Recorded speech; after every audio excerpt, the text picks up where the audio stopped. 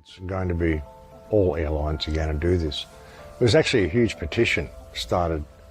That petition reached over 4,000 signatures, I think, in a matter of hours before they closed it down.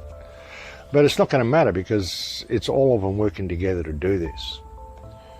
They just want to push the vaccine, folks. It's always been about the vaccine. But yeah, so it's not just Qantas that's doing this. It's going to be all airlines that are doing this. This is the way they intend to play it, and they can just fob the blame off on everybody else.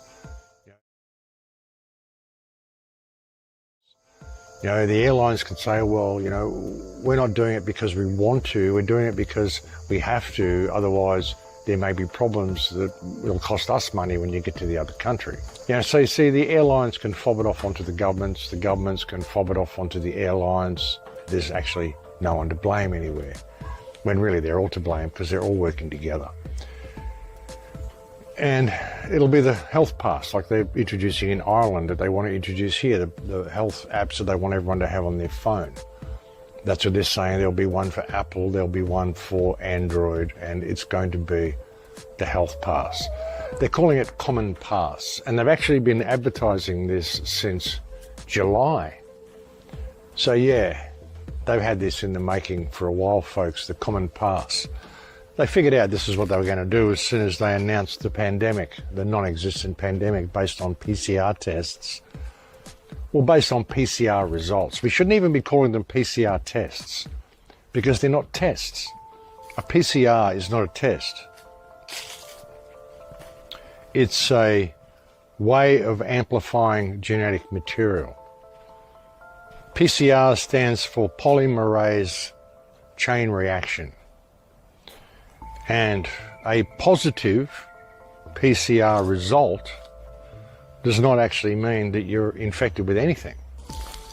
And you can see by that, I mean, this is precisely the wrong thing to be using to test you for anything. Especially when it's a virus that they've never identified.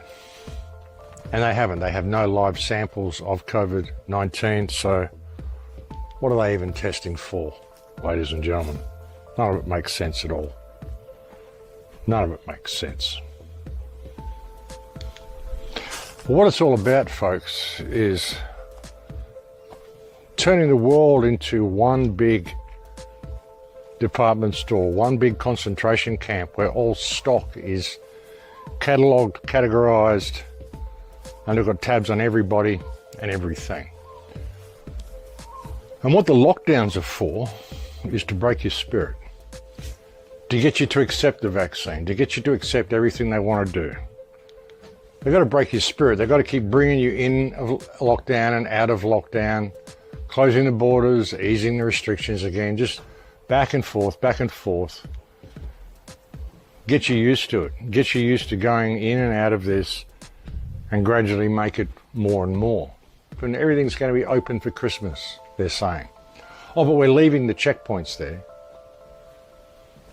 How is it open if you're leaving the checkpoints there? Oh, because, you know, there may be an outbreak. And we don't want you to get used to there being no checkpoints because they may have to come back again. Because they're never going to go away, folks. You know, this whole international testing for international travel, you can even see when they're talking about it, they're saying that it's going to start off for international travel, but they mentioned that it may be used for domestic travel as well. Soon you'll need it to get through the state borders. Soon you'll need to show proof of vaccination in order to enter a shopping centre. You know, it said there we don't want anyone entering the building, anyone entering the airport terminal that we aren't 100% sure is free of COVID. And this is what they're going to do at supermarket entrances as well, shopping centre entrances. This is why they want to get rid of all the small businesses so that you've got to go to these major places, shopping malls and stuff.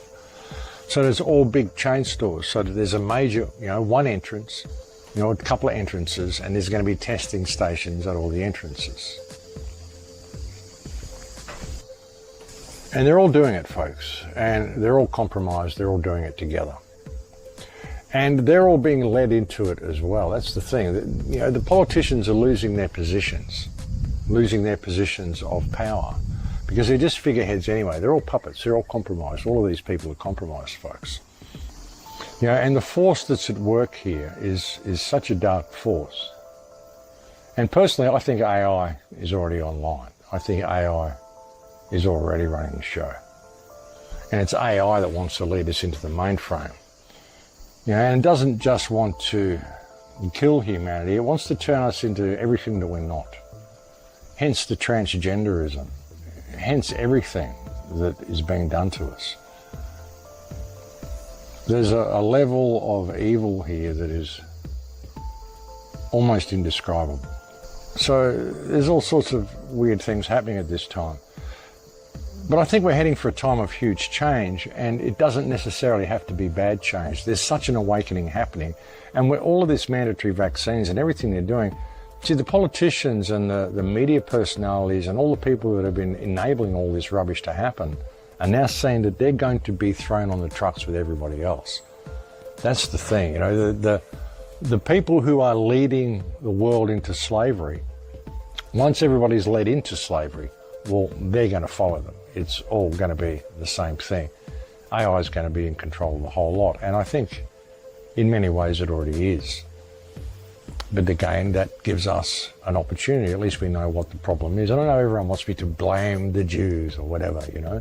Blame this, blame the Jesuits. You could remove all those forces. You could remove every Jew on earth. You could remove all the Jesuits on earth. You could remove all the governments on earth. But still this whole technocratic corporate system is still going where it's going due to our participation in it. You know, and the fear, I mean, the media is the true culprits here. If we had honest media, none of this could have happened to begin with. The media are the enablers of all of this. So the media are perhaps the most compromised people of all. Now, the human spirit is an incredibly resilient thing.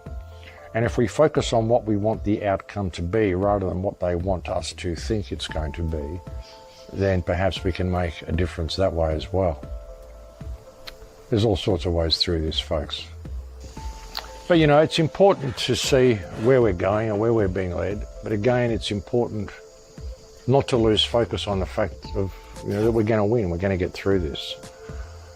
But we won't get through it if we are going to ignore what's going on and what's being led. We've got to be prepared to face the truth about what they're doing. And we need to be aware of what plans they have for us, which is why I come and talk to you about all this sort of stuff. I mean, you've got to know what's going on so you can take steps to combat it.